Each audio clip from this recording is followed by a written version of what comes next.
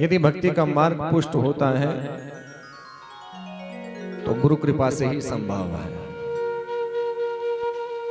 आप बचपन से लेकर देख लीजिए ना, अगर माता पिता नहीं तो संसार में जीना नहीं सीख पाते, है कि नहीं? प्रथम गुरु है ना। जीवन कैसे जिया, जीवन में कैसे आगे बढ़ना है, कैसे खाना है, कैसे रहना है, किसने सिखाया? माता पिता ने सिखाया। ऐसे ही मनुष्य के जीवन में यदि कोई है तो शिक्षा गुरु है, जिनसे सांसारिक या सामाजिक शिक्षा हमने ग्रहण की होती है। और ऐसे कौन? दीक्षा गुरु, जिनसे नाम दीक्षा ली होती है ना। जीवन में कभी भी गलती से भी इनका अपमान नहीं करना चाहिए, क्योंकि अध्यात्म का पथ भी तभी सुदृढ़ हो सकता है यदि हम इन लोगों का सम्मान करते हैं। ऐसे तो हम जितनी मर्जी भक्ति कर लेना, फिर बात समझ लेना, ऐसी कोई बात नहीं है ना। बोले गुरु महाराज की। बंदो गुरु पद पदम परागा, सूरज सुवास सरस अनुरागा। बंदो गुरु पद पदम परागा, सूरज सुवास सरस अनुरागा।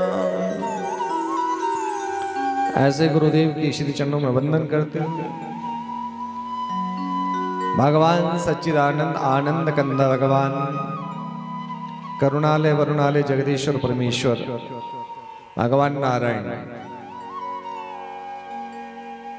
अच्छा, आपसे कोई प्रश्न करेगी भगवान कितने हैं तो क्या उत्तर दोगे?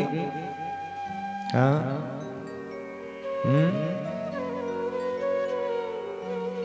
कौन से वाले हैं? सच्चिदानंद भगवान की। एको ब्रह्म द्वितीयो नास्ति, ब्रह्म केवल एक है। कोई नारायण कहते हैं तो कोई जगन्नाथ भगवान कहते हैं, कोई बिहारी जी कह लेते हैं, कोई विष्णु नाम से संबोधित करते हैं, कोई केशव, कोई माधव, कोई गोपाल। अब कोई कहता है भाई मेरे वाले श्रेष्ठ है, वाले थोड़े कम है कि नहीं? क्योंकि एत और भेद, जिन्होंने इनमें भेद कर लिया माने परमात्मा को जाना ही नहीं। हमेशा याद रखिए, शिव कौन है, नारायण कौन है। यदि इनमें भेद है तो इसका मतलब हमने उनको जाना ही नहीं।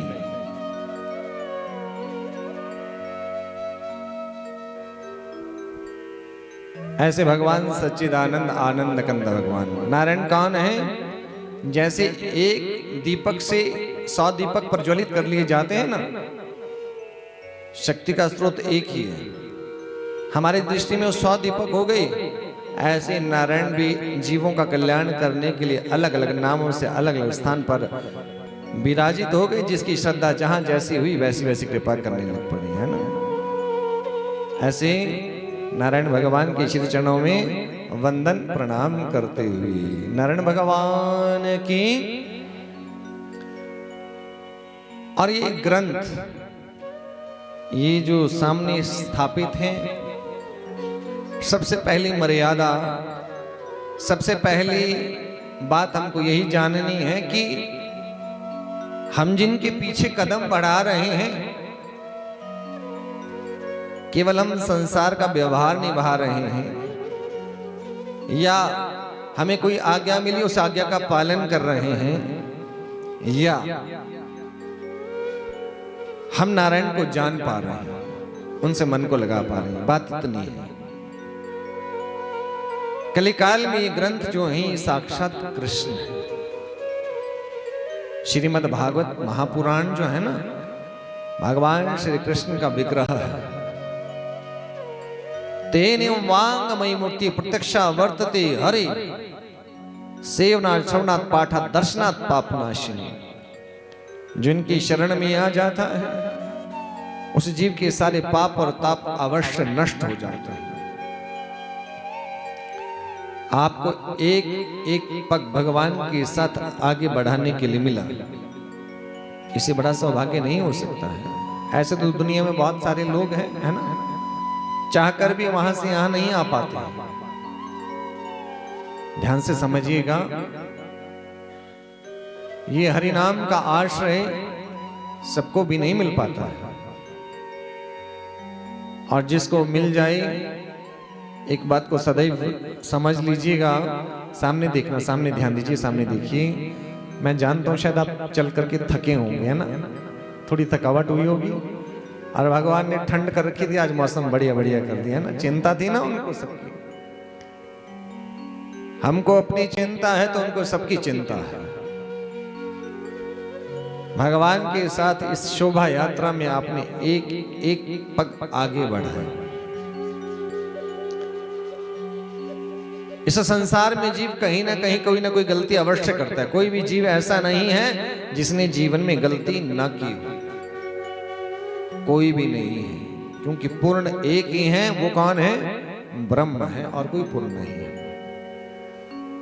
तो जैसे जैसे जीव भगवान के साथ एक एक पग आगे बढ़ाता है ना, जीव के सारे पाप और ताप नष्ट होते रहते हैं। आपने बड़ी पवित्र मंगलमय भगवान की शोभा यात्रा में कलश यात्रा की। अभी भी दो शब्द हो गए ना, एक शोभा यात्रा और एक कलश यात्रा। ठीक, शोभा कैसी कि भगवान के इस स्वरूप में आप लोग इतने सब एक साथ मिलकर के कदम से कदम बढ़ा रहे थे, तो भगवान के साथ आपका चलना भी एक उस यात्रा का स्वरूप बदल देता है। मानियो भगवान की शोभा है। और उस यात्रा में आपने जल कलश उठाए, ये पवित्र कलश, जिसमें एक बात हमेशा याद रखना, जैसे जैसे आपने एक एक पग आगे बढ़ाया, उस पग को बढ़ाते बढ़ाते सब तीर्थों का वास, सब तीर्थ आपके कलश में समावेशित हो गए हैं। तीर्थों का पुण्य, जो नदियों का जल है, वो आपके इस दिव्य कलश में आ गया है।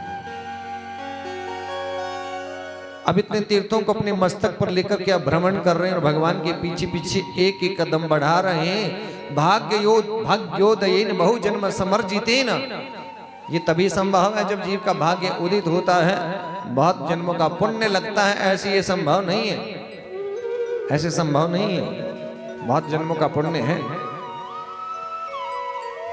अब एक जल कलश यहां स्थापित है। कथा जिस दिन विश्राम होंगी, उस दिन आप अपने अपने कलश अपने घर ले जाएंगे, अर्थात ये यज्ञ का पुण्य आपके घर तक चला जाएगा। समस्त तीर्थ, समस्त देवता आपके घर गृह आंगन में आप पर कृपा करते रहेंगे। ऐसी मंगल यात्रा आपने की, और ऐसे भागवत भगवान जिनके शरण में बैठ करके भगवान की पावनी कथा का रसपान कर रहे हैं, ऐसे भगवान के श्री चरणों में वंदन और प्रणाम करते हुए सच्चिदानंद भगवान के। माँ भगवती, माँ जगदम्बा, कौन?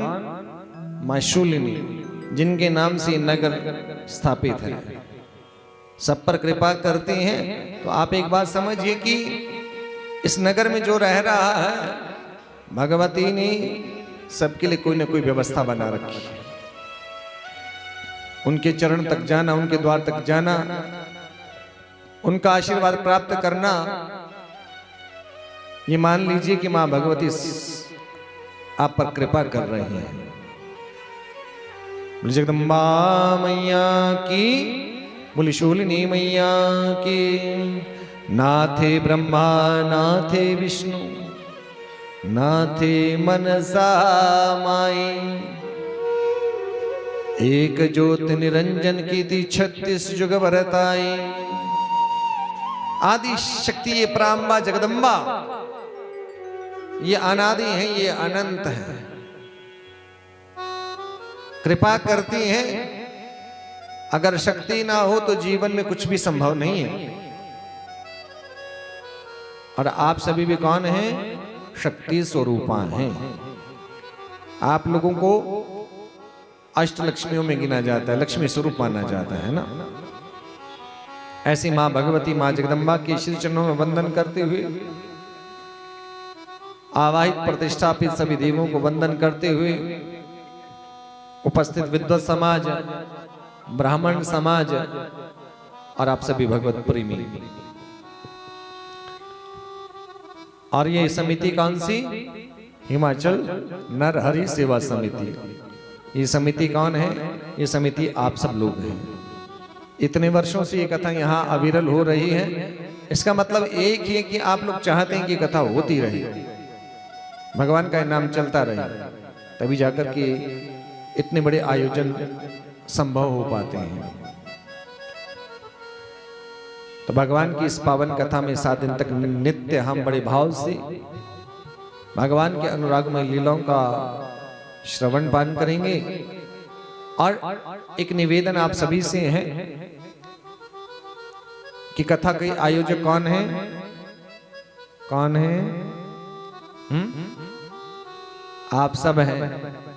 जितनी माताएं बहनें यहाँ बैठी हैं, पुरुष वर्ग बैठे हैं, माने इस कथा के आयोजक आप सभी हैं। तो जो आयोजक होता है उसकी जिम्मेवारियां भी बढ़ जाती हैं। जिम्मेवारियां क्या बढ़ती हैं कि भाई निमंत्रण भी देना पड़ता है, बुलाना भी पड़ता है। तो आप सबने निमंत्रण किए हैं?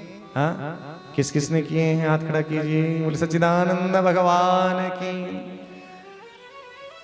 हमेशा एक बात याद रखना, पाप पुण्य 2 बीज हैं। पाप पुण्य 2 बीज हैं। जीव के जीवन में 2 प्रकार के बीज कहे गए, एक पाप का और एक पुण्य का। जो बोते हैं अवश्य ही प्राप्त होता है। तो ऐसे हरि नाम का ये बीज है। यदि आपके माध्यम से किसी को ये पुण्य मिलता है, इसका मतलब कि उस पुण्य के जो दूसरे को मिलता है ना, उसका कुछ अंश आपके खाते में भी जाता है। ऐसे बड़े भाव से, बड़े रस के साथ आपने कलश यात्रा की। शायद थके भी होंगे आप लोग। पानी पिया था? नहीं पिया है? नारायण भगवान की। देखो, भगवान की कथा में शरीर को थोड़ा कष्ट होना चाहिए। यदि शरीर को भगवान की दिव्य इस यात्रा में कहीं कोई कष्ट पीड़ा हुई, तो इसका मतलब ये जरूर है कि आपके जीवन में आने वाला कोई संकट यदि पीड़ा है तो भगवान उसको टाल देंगे। इसको याद रखिए। ऐसे नारायण है। अच्छा, नारायण है कौन? ध्यान से समझिएगा। धर्म न दूसर सत्य समाना, धर्म न दूसर सत्य समाना, धर्म न दूसर सत्य समाना। कि सत्य से बढ़कर दूसरा कोई धर्म नहीं है। और नारायण भी है तो कौन है? सत्य है। नारायण का नाम क्या है? सत्य। सुना है कहीं आपने? हाँ, कहां सुना है? सत्यनारायण भगवान की। धर्म न दूसर सत्य समाना। जिस जीव के जीवन में सत्य है, एक बात को सदैव याद रखना कि जीवन में नारायण है। क्योंकि जहां सत्य है वहीं नारायण है। भगवान की पावन कथा का रसपान करने का मतलब एक है कि जीवन में परिवर्तन हो। हम जीवन में सत्य को धारण करते करते जीवन जी, तब जाकर के नारायण का सामीप्य और उनकी कृपा में प्राप्त होती है। ऐसे सच्चिदानंद भगवान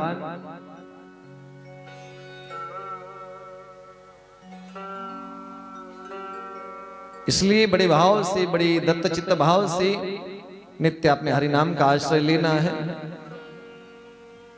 नित्य कथा का समय आप सभी जानते कितने बजे से?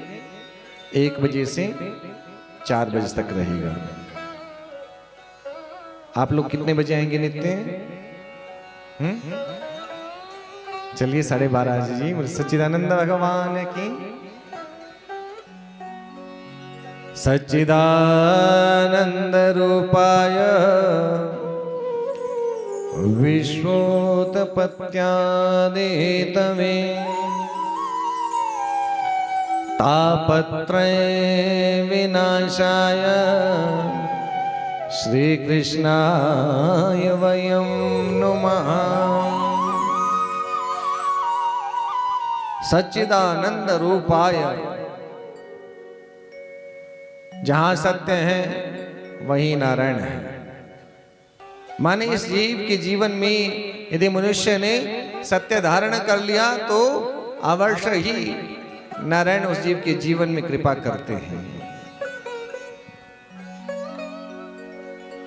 सत्यम शिवम सुंदरम, सत्य ही शिव है और शिव ही सुंदर है। अब बड़े ध्यान से सुनना कि ये जो सच्चिदानंद भगवान है, ये कौन? जहां सत्य है माने उत्तम जीवन है, हरि नाम का आश्रय है, उस चित्त के अंदर भगवान प्रकट होते हैं और जीव के जीवन में उस चित्त में जब भगवान का प्राकट्य होता है तो जीव आनंद की अनुभूति करता है। भगवान के जीवन में आने से जीव के तीनों ताप, दैहिक, दैविक, भौतिक ताप निवृत्त हो जाते हैं। जीवन में आनंद की अनुभूति अर्थात भगवान का प्राकट्य होता है। दैहिक, दैविक, भौतिक तापा, राम राज का हूं न व्यापा। दैहिक, दैविक, भौतिक तापा, जिस जीव के जीवन में सत्य है, उत्तम जीवन है, उसे ना दैहिक ताप होता है, ना दैविक ताप होता है, ना भौतिक ताप होता है। जानते हैं आप ये कौन से ताप है? ये कष्ट हैं, ये पीड़ाएं हैं। दैहिक ताप जब इस शरीर को कष्ट होना शुरू हो जाए ना, ये शरीर कष्टमय रहे, पीड़ित रहे, रोग से या अनन्य पीड़ा से इस शरीर को कष्ट मिलता रहे तो इसका मतलब दैहिक ताप हो रहा है। भौतिक ताप, संसार के लोगों से आपको कष्ट मिलता है। कोई आपको कुछ कह देना तो मन को पीड़ा हो जाती है, होती है ना। कोई आपकी निंदा कर दे, आपके बारे में बुरा कह दे, तो ये संसार के भौतिक ताप हैं। कोई तन दुखी, कोई मन दुखी, कोई धन बिन रहे तो उदास। दैहिक, दैविक, भौतिक तापा और दैवीय ताप कौन सा है? जब दैवीय आपदाएं आती है ना, जैसे अतिवृष्टि होना, बहुत ज्यादा बारिश होना, सूखा पड़ना, अग्निकांड हो जाना, विवाद हो जाने, ये दैवीय कोप होते हैं। जब प्रकृति रुष्ट होती है तो संसार में इस तरह के कार्य होते हैं। लेकिन भगवान राम के राज्य में एक विशेषता थी कि जब भगवान राम राज्य करते थे ना तो उनके राज्य में ये तीनों ताप थे ही नहीं, क्योंकि यथा राजा तथा प्रजा। राजा के किए पापों का यदि पुण्य करता है राजा तो उसका पुण्य प्रजा को भी मिलता है, लेकिन यदि राजा पाप करता है तो उस सारी समग्र सृष्टि में उस पाप को भोगना पड़ता है सृष्टि के लोगों को, है ना। लेकिन इस पाप ताप से बचने के लिए एक ही साधन है कलिकाल में कि हम और आप अच्छे भाव से हरि नाम का स्मरण करें और भगवान से प्रार्थना करते करते जीवन को जिए। एक बात और कि चलते फिरते उठते बैठते सोते जागते खाते पीते ओम नमो भगवते वासुदेवाय, ओम नमो भगवते वासुदेवाय, ओम नमो भगवते वासुदेवाय, इस महामंत्र का आश्रय लेना है। श्रीमद् भागवत महापुराण का महामंत्र है। अच्छा एक बात बताओ, ये कथा इतने वर्षों से चल रही है, आप लोग कितने लोग हैं जो नित्य इसी, क्योंकि अथ पृच्छामि सिद्धम योगिनाम परमम गुरु, इस व्यासपीठ को सर्वश्रेष्ठ माना गया है। यहां से ये मंत्र आपको कई बार प्राप्त हुआ। कितने लोग ऐसे हैं जो इस नाम जप का आश्रय नित्य लेते हैं? नित्य बोलते हैं ना, कितनी देर बोलते हैं? हाँ, बीच बीच में याद आता होगा तो बीच बीच में कई बार, हाँ। लेकिन हम तो कहते हैं कि हर श्वास के साथ हरि नाम का आश्रय लेना चाहिए। गाना है तो गाओ से जिसका ये संसार है, दुनिया का क्या गुणगान करना, हरि नाम का आश्रय लेना चाहिए। तो जाकर के अवश्य ही प्रभु कृपा होती है।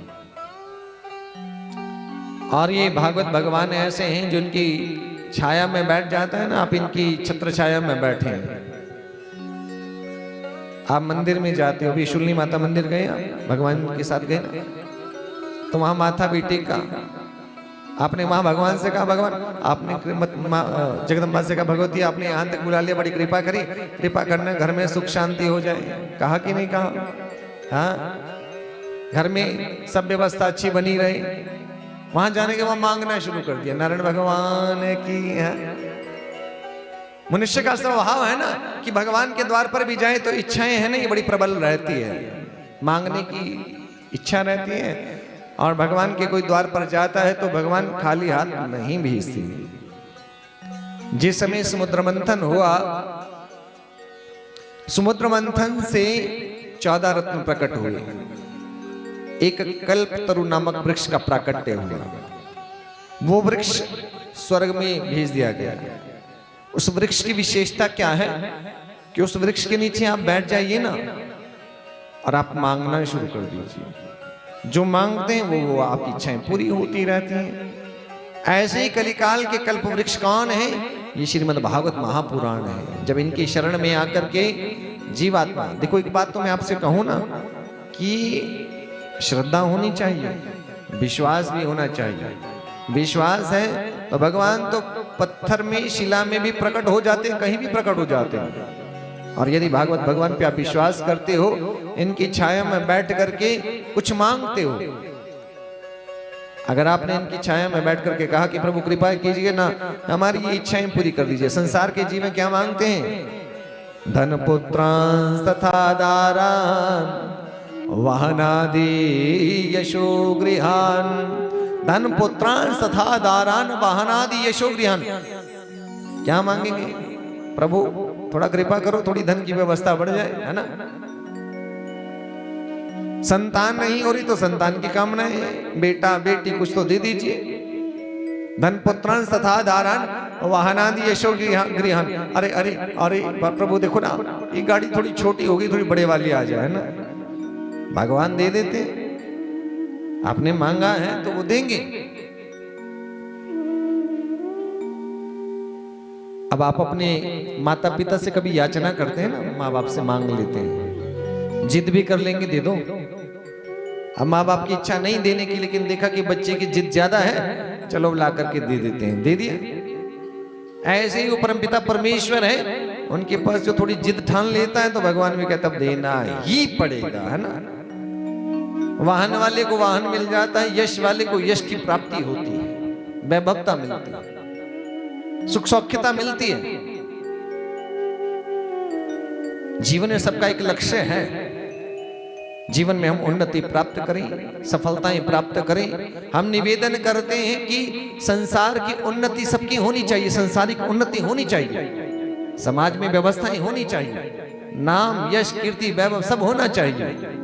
लेकिन एक बात सदैव याद रखिए, यदि आध्यात्मिक उन्नति नहीं हुई, आपके पास हरि नाम की संपदा नहीं आई, तो एक बात हमेशा याद रखना कि इस दुनिया में हम खाली हाथ आए थे और खाली हाथ जा रहे हैं। कोई किसी के साथ नहीं जाता, पत्नी पति के साथ, पति पत्नी के साथ नहीं जाते। ये देह, ये परिवार, ये संतान, ये सब यहीं रह जाते हैं। जीव के साथ यदि जाता है तो केवल एक ऐसी वस्तु है जो उसने जीवन में यदि कमाई है, वो है हरि नाम की कमाई, कृष्ण नाम की कमाई। यदि है तो बहुत अच्छा है, और नहीं तो एक बात याद रखना कि जीवन यहां आकर के वैसे ही नष्ट हो गया, संसार के देह की आसक्ति में समाप्त हो गया। इसलिए अब ये जो 7 दिन कथा होगी, बड़े रस से, बड़े भाव से हमको केवल हरि नाम से जुड़ना है। देखो माताओं बहनों की बात ध्यान देना, कथाएं तो कलिकाल का प्रमाण है कि गेहे गेहे भागवतम।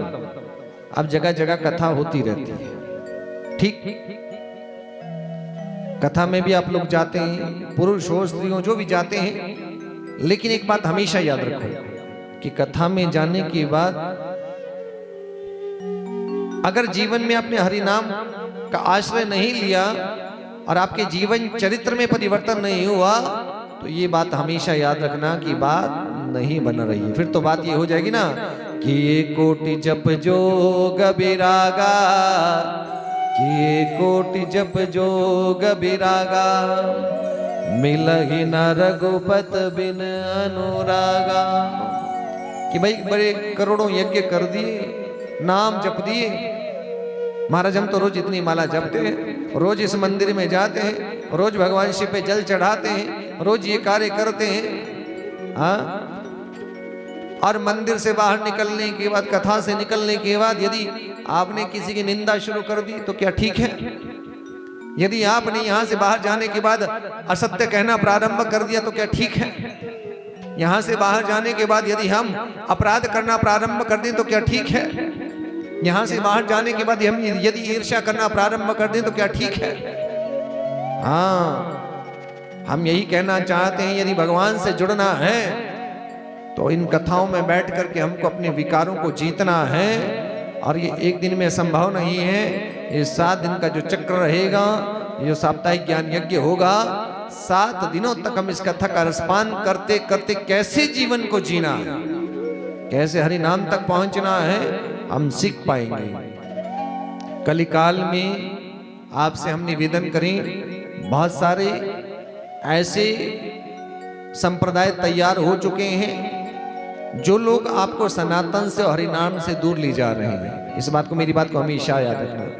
श्रीमद् भागवत में बहुत सारी कथाएं आती हैं, हिरण्याक्ष की कथा आती है, हिरण्यकश्यप की कथा आती है, असुरों की बहुत सारी कथाएं आती हैं कि असुर लोगों का जब भी साम्राज्य हुआ, जब उन्होंने राजपाट किया ना, तो उन्होंने क्या कार्य किया?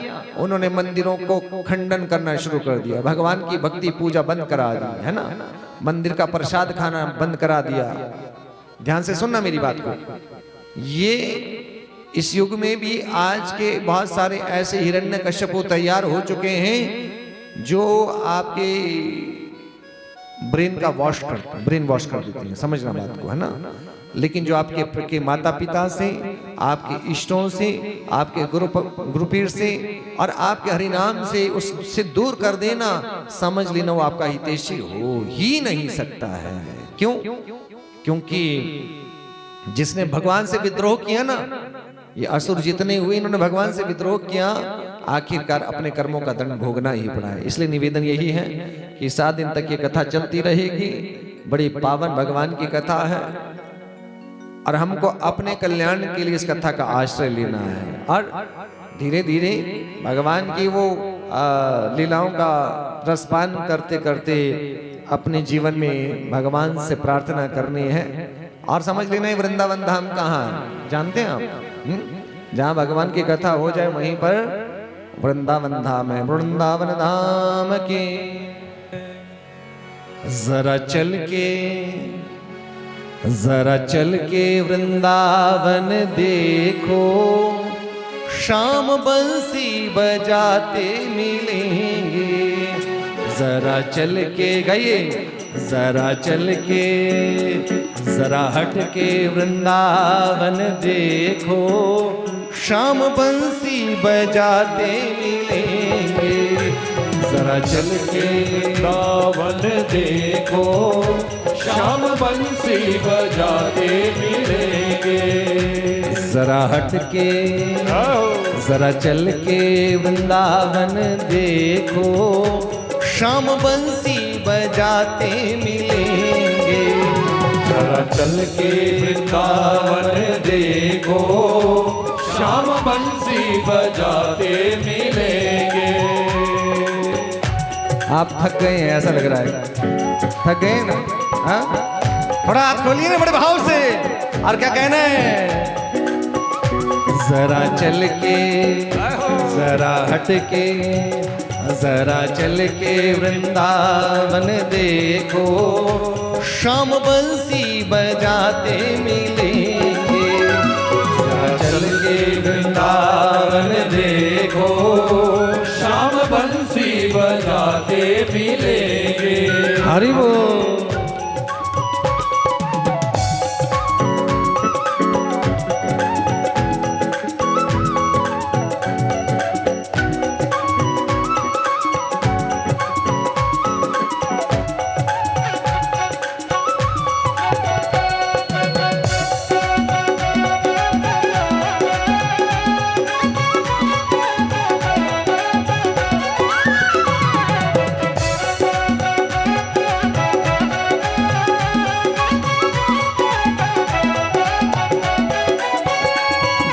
झूल रही होगी राधा प्यारी, श्याम झूला झूलाते मिलेंगे।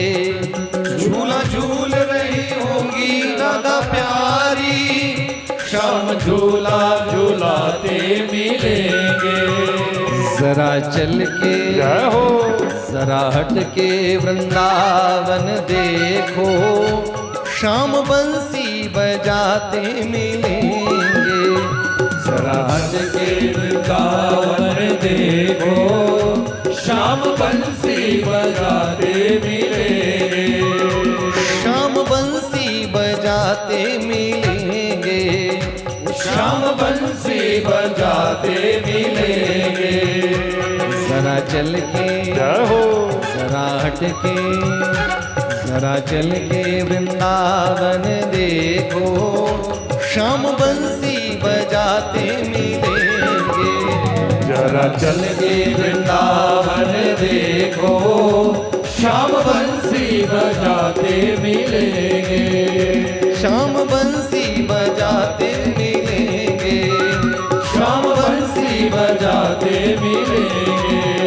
श्याम बंसी बजाते मिलेंगे।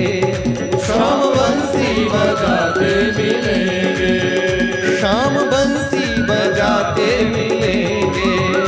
श्याम बंसी बजाते मिलेंगे। जरा चल के जरा हट के जरा चल के वृंदावन देखो, श्याम बंसी बजाते मिलेंगे। जरा हट के वृंदावन देखो, श्याम बंसी बजाते मिलेंगे। श्याम बंसी बजाते मिलेंगे। श्याम बंसी बजाते मिलेंगे। श्याम बंसी बजाते मिलेंगे। श्याम बंसी बजाते मिलेंगे। वृंदावन बिहारी लाल की जय हो। जरा चल के गाइए, जरा चल के वृंदावन देखो, श्याम बंसी बज जरा हट के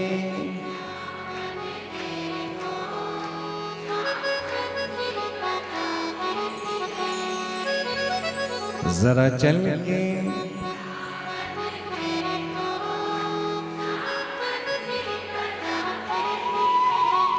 बोले सच्चिदानंद भगवान की। तो भगवान से एक प्रार्थना और करना क्या कि भगवान हमारे जीवन में ऐसे आना कि आना तो फिर जाना नहीं। कौन कौन चाहते कि आए और फिर ना जाए, हाथ खड़ा कीजिए। उसके लिए क्या करना होगा, एक बात हमेशा याद रखना, भगवान के द्वार तक जाना पड़ता है।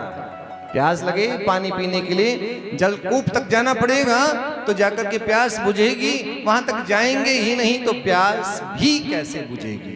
ठीक, तो नित्य आपने कोशिश करनी है। ठीक 1 बजे कथा प्रारंभ होगी और 4 बजे तक की कथा चलती रहेगी। तो आप लोग बिल्कुल सही समय से कथा से 5-10 मिनट पहले आकर के अपना अपना स्थान सुनिश्चित कर लेना।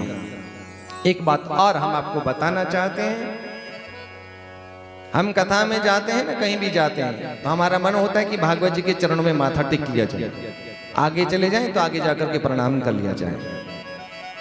एक साधक के जीवन का नियम क्या कहता है कि साधक को जहां स्थान मिलता है ना बैठने के लिए, जहां आपको आसन मिलता है, जहां स्थान मिल गया बैठने के लिए, वहां पहुंचने के बाद उसी आसन पर झुक करके प्रणाम करके कि भगवान यहाँ से कथा सुन रहे हैं ना तो हमारा प्रणाम भी स्वीकार करो और हमें आशीर्वाद भी प्रदान कर दो। उस जगह झुक करके प्रणाम करके फिर उस दिन की कथा का रसपान करना चाहिए, है ना।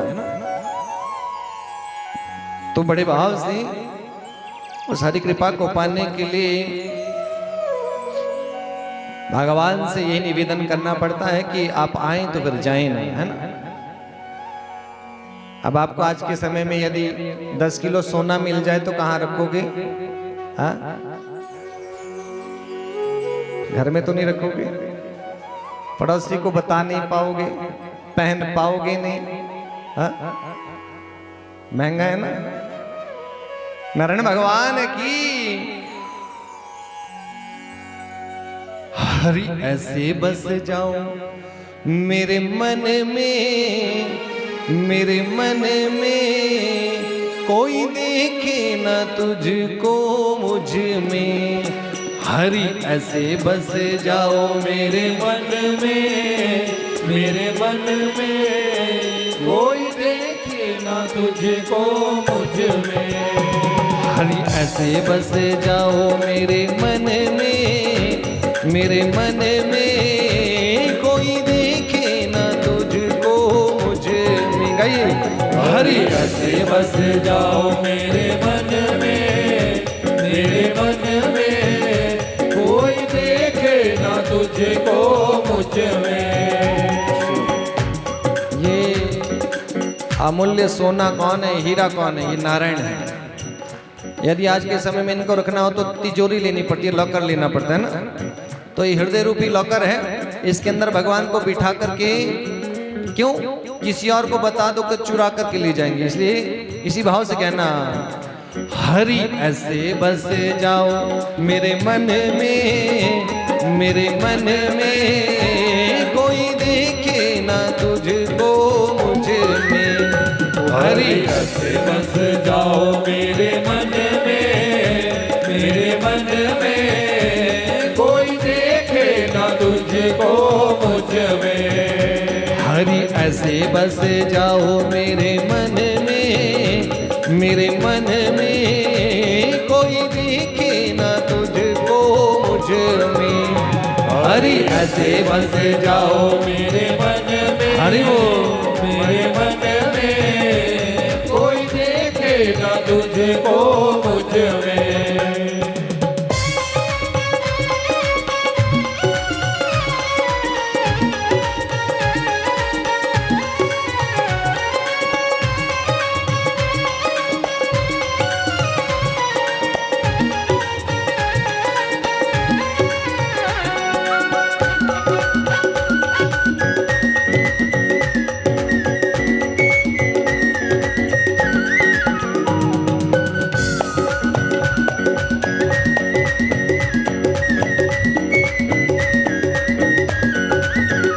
जैसे नींबू में खट रस रहता है, जैसे नींबू में खट रस रहता है, जैसे नींबू में खट रस रहता है, जैसे नींबू में खट रस रहता है, पर नजर किसी को ना आता है, पर नजर किसी को ना आता है, पर नजर किसी को ना आता है। पर नजर किसी को ना आता है। नींबू में खटरस किसने देखा है कि खट्टा है नींबू? देखा है किसी ने?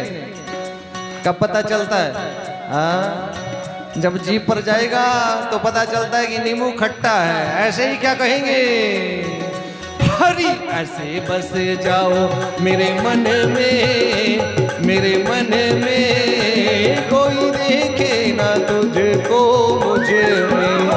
हरि ऐसे बस जाओ मेरे मन में, मेरे मन में कोई देखे ना तुझको मुझ में। हरि बोल। ताली की सेवा करते बड़े भाव से।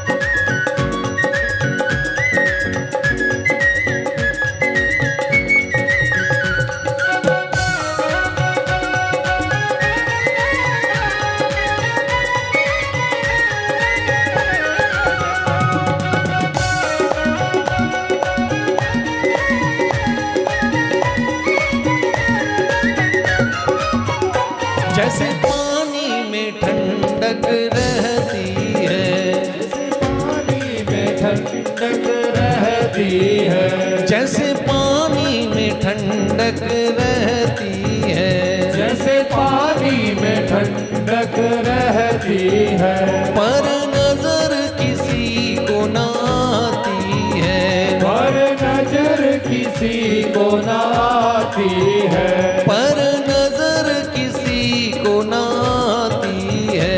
पर नजर किसी को ना आती है। पानी की ठंडक को पता चलती है जब स्पर्श होता है ना, शरीर में पानी स्पर्श करता है तो पता चलता है पानी कैसा है, ठंडा है। तो ऐसे ही क्या कहेंगे,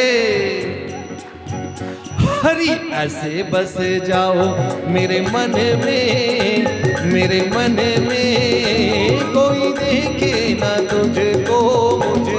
कहिए, हरि ऐसे बस जाओ मेरे मन में, मेरे मन में कोई देखे ना तुझको मुझ में। हरि ऐसे बस जाओ मेरे मन में, मेरे मन में कोई देखे ना तुझको मुझ में। हरि ऐसे बस जाओ मेरे मन में, मेरे मन में कोई देखे ना तुझको मुझ में। कोई देखे ना तुझको मुझ में, कोई देखे ना तुझको मुझ में। कोई देखे ना तुझको मुझ में, कोई देखे ना तुझको मुझ में। कोई देखे ना तुझको मुझ में, कोई देखे ना तुझको मुझ में। नारायण भगवान की जय हो, सच्चिदानंद भगवान की जय हो। कोई देखे ना तुझको मुझ में। भगवान को जीवन में ऐसे लाना है कि किसी को बताना नहीं, है ना। भक्ति किसी को बताने के लिए नहीं की जाती। भक्त के जीवन में तो जीवन ऐसा होना चाहिए कि इस भक्त का मन भगवान से लगे तो मनुष्य जीवन में आना सार्थक हो जाता है। क्योंकि एक बात हमेशा याद रखना, आयु चिंतन किया जाए तो आयु का कोई पता नहीं कितने वर्ष की आयु किसकी है ना। कोई कहे इतने वर्ष की उम्र, कोई कहे 7 दिन की उम्र, और हम कहते हैं कि जीवन तो केवल श्वास भर का होता है ना। ये श्वास ही सुनिश्चित करती है कि जीवन कितना बड़ा है। ये श्वास बाहर आ रही है, अंदर जाएगी या नहीं जाएगी, अंदर गई श्वास बाहर आएगी या नहीं आएगी, श्वास ही सुनिश्चित करता है कि जीवन कितना है। इससे सुनिश्चित होता है कि जीवन केवल श्वास भर का है। इसलिए हर श्वास के साथ जीवन में उन्नति करते हुए, लेकिन उस परमात्मा का आश्रय, उस नाम का आश्रय नहीं छोड़ना है। क्योंकि जीवन की यदि संपदा है ना, संपत्ति है, तो ये परमात्मा नाम की संपत्ति है। आज की कथा को यहीं विश्राम दे देंगे, लेकिन अंतिम उपदेश के साथ कि विपदो नैव विपदः, संपदो नैव संपदः, विपदः विस्मरणं विष्णु, संपद नारायण स्मृति। विपत्ति को विपत्ति नहीं कहते हैं। ये तो जीवन के जीने के लक्षण है। जीवन है तो जिस जीवन में सुख और दुख ना हो, जीवन कैसा? ये जीवन के पहलू हैं, सुख और दुख। जीवन अगर सुखमय रहेगा तो दुख का तो पता ही नहीं चलेगा, है ना। भगवान ने माया रची, भगवान का नाम है मायापति। खेल खिलाने वाले वो हैं। और इसलिए विपत्ति को विपत्ति नहीं कहा गया है, कहा गया है कि ये तो जीवन के पहलू हैं, आती है तो टल जाती है, क्योंकि समय एक सा नहीं रहता। विपदो नैव विपदा, संपदो नैव संपदा। संपत्ति को संपत्ति नहीं कहते, क्योंकि यहाँ की संपदा यहीं रह जाती है। बड़े बड़े सेठ, धन्ना सेठ, जिन्होंने कितना धन नहीं कमाया, लेकिन क्या कोई संपत्ति ले जा पाया? नहीं ले जा पाया। ये वैभव तभी भगवान की दी होती है, धन ऐश्वर्य भी भगवान का दिया होता है। हमेशा याद रखो, अगर पुरुषार्थ का है, मेहनत का है, सत्य का है, पवित्रता का, कोई चिंता की बात नहीं। खूब उन्नति होनी चाहिए। उस उन्नति में भी भगवान का धन्यवाद करते करते, प्रभु आपने इतना, हम तो इस लायक थे ही नहीं, इतना कुछ दिया आपने। इसलिए संपदो नहीं, संपदा संपत्ति को संपत्ति नहीं कहते, क्योंकि यहां की संपदा यहीं रह जाती है।